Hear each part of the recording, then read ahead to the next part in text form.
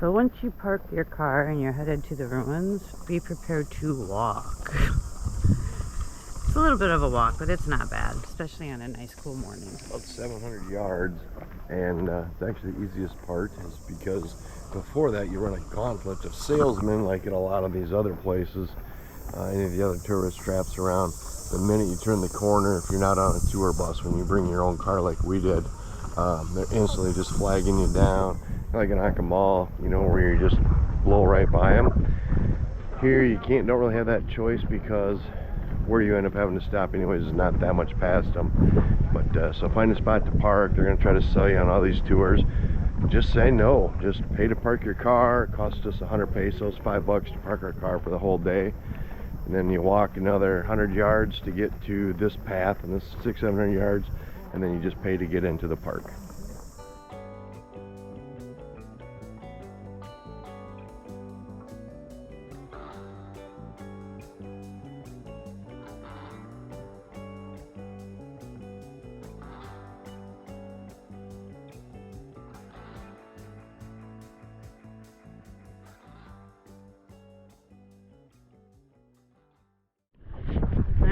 So we've now entered the Tulum ruins after a little walk from parking, and we're going to show you a few things. Come and join us. Come check out the ruins of Tulum. They're absolutely stunning. After you walk through an archway in a wall, it was a walled fortress and stuff, so it's pretty beautiful. You come across the Casa de Noreste. You're coming in. It's a lot busier today than it was the last time we were here, but it's no less wonderful. Again, they did all these things without stone tools. You have El Palacio, the palace there on your left, where the ruler would live, where you take care of all the business and stuff like that. Some absolutely wonderful architecture and buildings, and the grounds are just fabulous. It was a guarded place. It was a huge, important trading area. It's where everybody came for the seaside things to drop off their trading goods. And there's a road that led you directly from Tulum all the way to Coba, where you could take a right there and head up to Chichen Itza. This here is the Casa de los Columns, the House of Columns. It's beautiful. It's built in 2 stages. There's some great artwork. You can see, it's tough to see in the photos, but when you're there, you can actually see all the carvings that were still done on it. There's a big picture of El Castillo, the castle, which is obviously the main part of it. There's a brief description of it there. They talk about the ornate paintings and things like that. On the back side, towards the water, it actually served as a lighthouse. They would have a big fire burning there all the time, so people could be careful when they're coming in with their ships to not get stuck on the reef. And in the front, they would do ceremonies and things like that. There is the Temple de los Descende there. That is the beautiful part about that. There's an upside down sculpture in there, the House of the Descending Gods. So just fascinating stuff all over the place. Behind El Castillo, you can look down to the beach. A lot of times you can actually go down to the beach, but today you couldn't. The sargassum was terrible. Plus, if you can see the little holes in the sand down there, it's also turtle season. That's really the reason you can't go down there besides the sargassum. So there's turtle eggs down there, and they'll be hatching and going back out to sea shortly. Very protective of that around there. Temple of the Wind God, they would do a lot of ceremonies up here. Beautiful little place up on top of the hill. Pretty easy to miss if you don't want to walk that extra few steps, but I would certainly recommend going. There's the government center. A lot of that stuff was done at the palace or over by the Temple de los Frescos. It was a very important area, trading post. This is where all the water ships from the water and stuff sides came in, and they would trade with all the other ones. It was a huge place, beautiful. Been there before, and it is just as beautiful this time as it was the first time.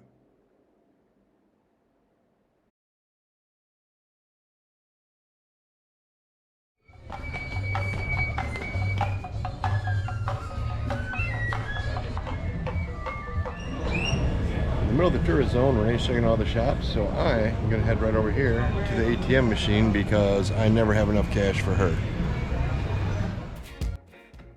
So like anywhere in Mexico, when you're done with the ruins and you're headed back to parking, you will find many shops and eateries to stop at before you head back to your car.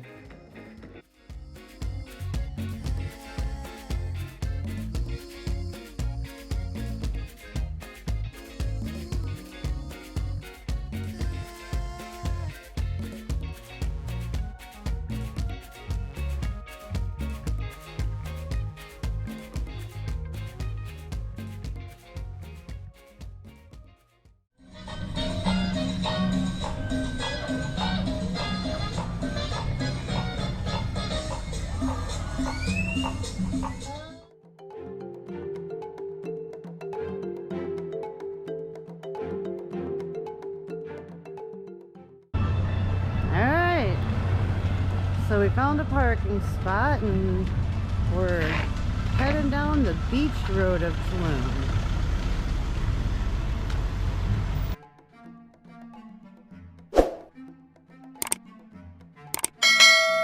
We're not going to be able to walk it all at one time, so we parked the car for a little bit. We're going to go a few blocks and we're going to come back, and then we're going to grab the car and we're going to go up the road a little bit farther. This is considered a 2-lane road here, which 2 cars can fit by, but there's no place to park or anything. It's really tricky. We were here about a year and a half ago, and just the difference from a year and a half to now is staggering what's happened to Tulum. Used to be a little boho chic community, a lot of artists and things like that, and now it is considered the Instagram capital of the world, and they are building stuff left and right, and it's really taken away from the charm of Tulum, but still some crazy stuff.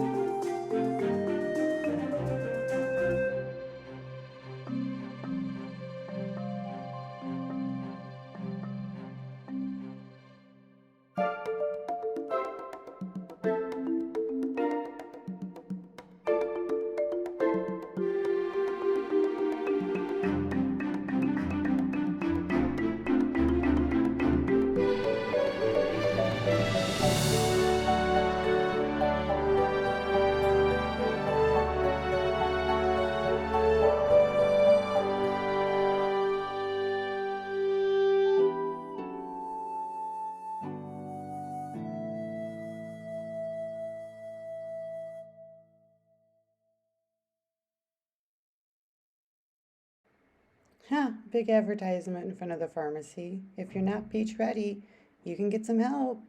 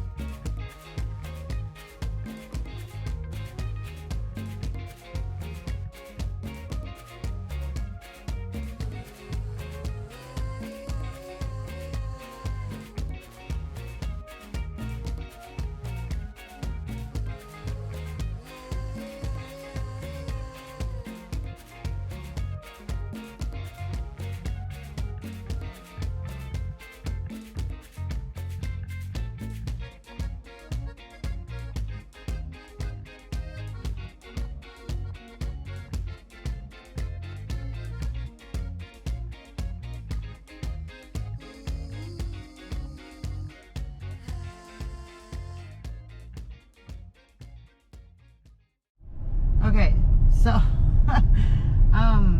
Beach Road in Tulum is a dead end. I actually thought we could start at one end, come ride the whole beach road around, and then come out the other end.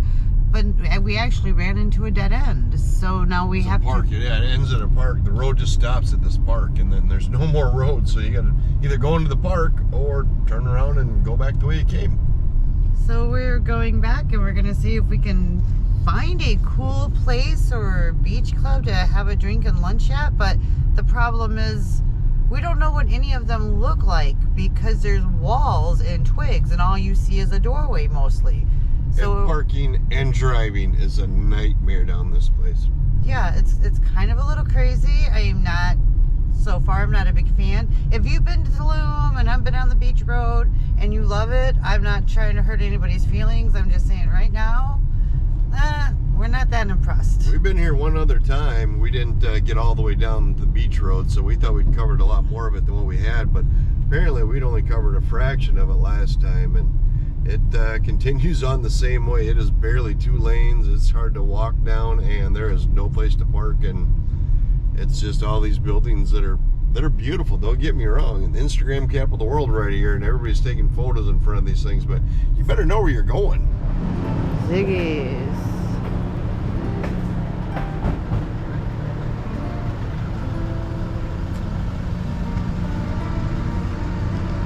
These are cute, right?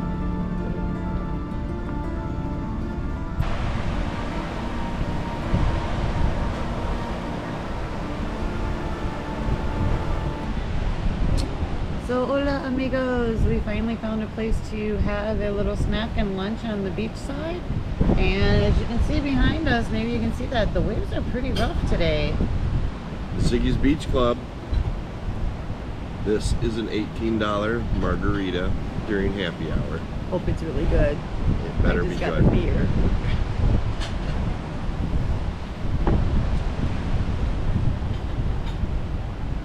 Good margarita. There's no such thing as an $18 margarita, but it's a pretty good margarita. Got some complimentary chips and salsas. And we have some shrimp tacos al pastor coming for lunch.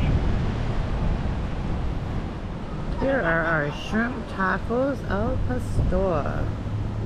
They look yummy.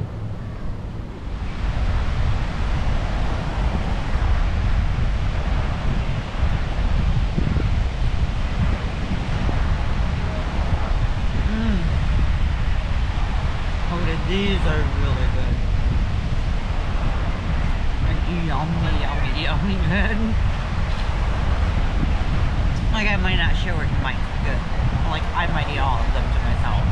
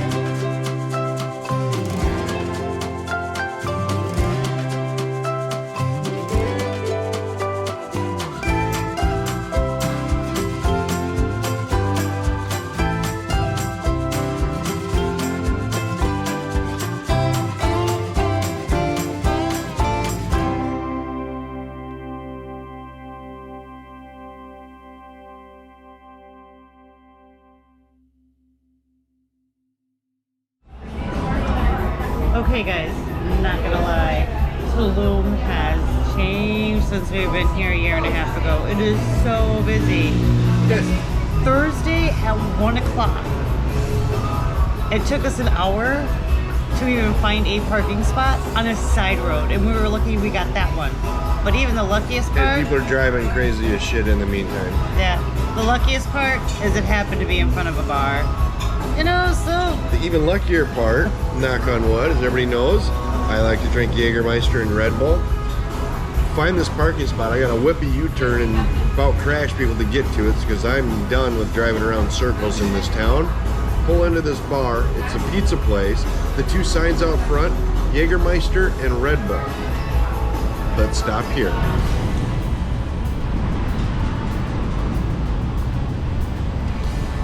So now we are walking the main street of Tulum.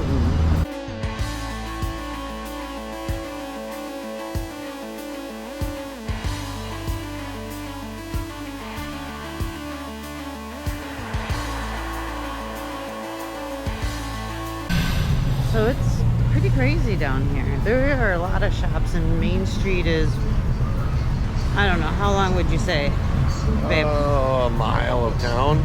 Mile? Alright. So you can easily walk up and down this whole thing. But like we said earlier, definitely get a taxi down here and get dropped off, because finding a parking spot is ridiculous. It's truly ridiculous.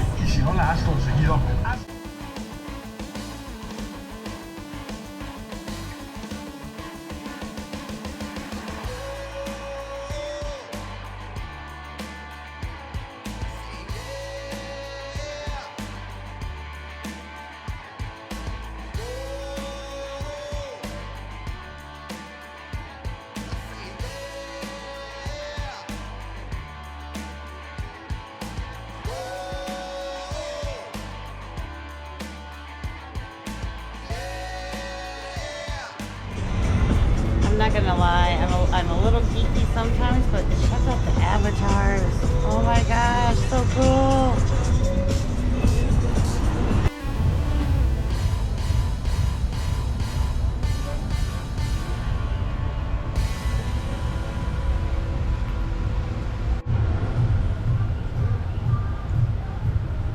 Swings, my favorite at every bar.